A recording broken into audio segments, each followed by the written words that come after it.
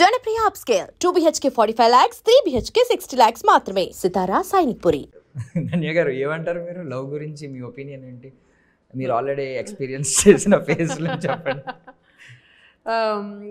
Love గురించి మన experience కన్నా టైమ్లెస్ లవ్ అనేది ఉంటుంది తెలుసా.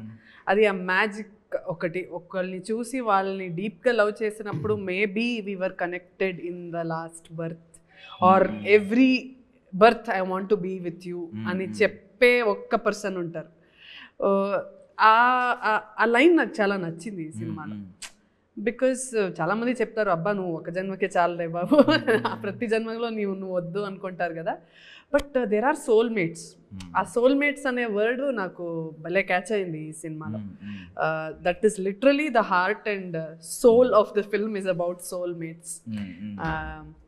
ఎందుకు మనం ఒక మనిషిని కలుస్తాం, ఎందుకు వాళ్ళు ప్రేమలో పడ్డి వాళ్ళని అంత ఇష్టపడతాం, వాళ్ళ కోసం ఏదైనా చేయడానికి రెడీగా ఉంటాం. ఎందుకు అంటే sometimes there is no reason, logic ఉండదు, there is only magic. So అది నాకు చాలా ఇష్టమైంది. I think it's great. నా పరంగా definition of love will be very boring in today's generation. మనం అనుకునేది ఏంటి అంటే కంపాటబిలిటీ ఉండాలి, we have to be good friends, we have to be, అవన్నీ దాటి మనం సినిమా అని వచ్చేసరికి cinema itself is magic. So అందులో ఉన్న ఒక మ్యాజికల్ లవ్ స్టోరీ చూపించడానికి it's very thrilling for me to. Nice. So basically మీరు ఎవరైనా లవ్ చేశారనుకోండి, మీరు ఎంత లవ్ చేస్తున్నారో అటు నుంచి అవుట్పుట్ కూడా అంతే రాకపోతే మీ లవ్ అలాగే ఉంటుందా? మీరు కొంచెం అలాగే ఉండాలి కదా, అది ఎక్స్పెక్ట్ చేస్తే అది లవ్వే కదా అసలు. you give love, but if you don't get it back, you should not think like అది selfish అయిపోతుంది, అది transactional అయిపోతుంది, it becomes business. But when you are in love with someone, you should be unconditional love. Yeah, same thing applied to career also. అంటే మీరు సినిమాల మీద మీకున్న passion same thing apply అవుతుందా? Same thing. సో దీని గురించి కొంచెం మాట్లాడదామండి. యాక్చువల్లీ ఒకసారి జ్యోత్స్న గారి దగ్గరికి వెళ్తాం. హాయ్ అండి. సో ఏంటండి అంటే ఎందుకు సినిమాల మీద మీకు ఒక ప్యాషన్ వచ్చింది? ప్రొడ్యూస్ చేయడం అంటే మీరే కదా ఎండ్ ఆఫ్ ద డే దీనికి మీ చేతిలో మనీ. కళలు కనే వాళ్ళు కళలు సాకారం అవ్వాలంటే డబ్బులు పెట్టాలి, అది మీరే పెట్టారు. అనిల్ కిరణ్ కుమార్ స్టోరీ రాశారండి. ఆయనకున్న ప్యాషన్ నన్ను పుల్ అవుట్ చేసింది బయటకు వచ్చి మూవీ తీసేలాగా. అదే ప్యాషన్ లవ్ దేవన్ ప్యాషన్తో కూడిన లవ్ మూవీ చేయాలి. అందరికీ అమ్మాయి అంటే లవ్ అని అదని ఇదని అంటున్నారు. బట్ దేవన్ ప్యాషన్ ఏంటంటే మూవీ ఈజ్ లవ్. ఇంకా తనకి మూవీకి మించిన లవ్ ఏమొద్దు. మీరు దేవన్ అబ్జర్వ్ చేశారు ఇదంతా? విత్ ఇన్ 10 days ఇదంతా అబ్జర్వ్ చేశారు. ఆయనకి ప్యాషన్ ఉందని. బట్ అంటే మీకు ఇంకా తెలియదు కదా ఆయన ప్యాషన్ ఉందనే కాదండి, ప్యాషన్ చాలా మందికి ఉంటుంది. బట్ వాళ్ళు చేస్తున్న పని మీద లవ్ అండ్ డెడికేషన్, రెస్పాన్సిబిలిటీ తీసుకునే శక్తి అన్ని తనలో ఉన్నాయి. అవన్నీ అబ్జర్వ్ చేస్తే మీ పారామీటర్స్ ఏంటి, ఎలా కనిపెట్టారు ఈయనలో అంత సామర్థ్యం ఉంది, పొటెన్షియల్ ఉంది? మనిషి చెప్పినట్టు వాళ్ళ స్టోరీని వాళ్ళకే చెప్పాను. ఓకే, ఎప్పుడైతే వాళ్ళ స్టోరీని వాళ్ళకే చెప్పానో వాళ్ళే చాలా ఎక్సైట్ అయిపోయారు అనమాట. తను చెప్పిన తర్వాతే ఫిదా అవ్వాల్సిందే ఎవరన్నా. ఫస్ట్ డైరెక్టర్ని చూద్దాం అనుకున్నాం, బట్ తిన్న స్టోరీ ఎప్పుడైతే చెప్పాడో ఇంకా వేరే వాళ్ళని చూడడం అనవసరం. కెమెరా యాంగిల్స్తో సహా చెప్పేశాడు స్టోరీ చెప్తున్నప్పుడే రీక్రియేట్ చేసి.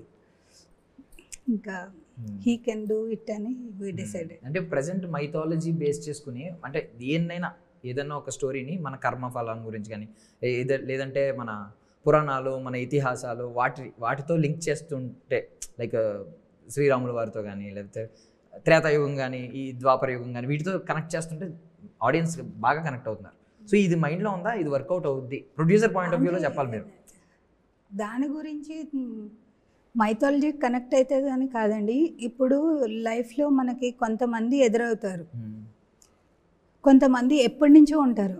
బట్ కొత్తగా ఎదురైనా ఒక్కొక్కరితో కనెక్టివిటీ బాగుంటుంది. కొంతమంది ఎప్పటి నుంచో ఉన్నా మనకు ఆ కనెక్టివిటీ ఉండదు. బట్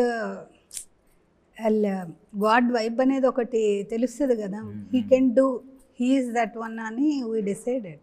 ఏదంటే అందరూ హిప్నటైజ్ చేసి వల్ల మాట్లాడుతున్నారు. No, ప్రేమ. no, no, no. చాలా Not hypnotize. ఇక్కడ ఉన్నట్టు మాట్లాడట్లేదు అందరూ, ఏదో ప్రేమ వై బికాస్ మత్తులో ఉన్నారు. మ్యాజిక్ అంటున్నారు కదా, మ్యాజిక్ కి మేము పెట్టిన నేమ్ కృష్ణలీల. Nice. దేవన్ గారు అసలు ఏంటి మీ బ్యాక్గ్రౌండ్ ఏంటి, ఈ సినిమాల మీద ఎలా స్టార్ట్ అయింది పిచ్చి? ఒక సినిమా తెలుసు అంతే, పెద్ద బ్యాక్గ్రౌండ్ ఉన్నట్టు కూడా మాకేం తెలియదు. కానీ గూగుల్ కూడా అంత సమాచారం లేనట్టుంది, గూగుల్ కూడా చెప్పలేదు. గూగుల్ సమాచారం ఇచ్చే అంత బ్యాక్గ్రౌండ్ కానీ నాకు లేదండి. I'm just like an audience, common people. Job చేసుకుంటూ మూవీస్ అంటే ఇష్టం ఉండే ఒక మధ్యతరగతి కుటుంబం నుంచి వచ్చిన ఒక పర్సన్ నేను. ఎక్కడైనా ఇంతకుముందు వర్క్ చేశారా ఏమన్నా?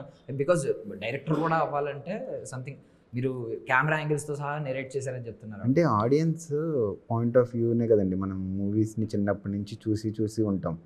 ప్రతి షాట్ని చూస్తున్నప్పుడు ఈ షాట్ ఇంకొంచెం ఇలా వస్తే బాగుంటుంది అని మనం రీక్రియేట్ చేసుకుంటూ ఉన్నాం కదా, అదే విషయాన్ని నేను అబ్జర్వ్ చేసుకున్నాను. డైరెక్టర్కి కావాల్సింది మీరు చెప్పినట్టు ఎక్స్పీరియన్స్ కావాలి. ఆ ఎక్స్పీరియన్స్ సెల్ఫ్ ఎక్స్పీరియన్సే అవసరం లేదు.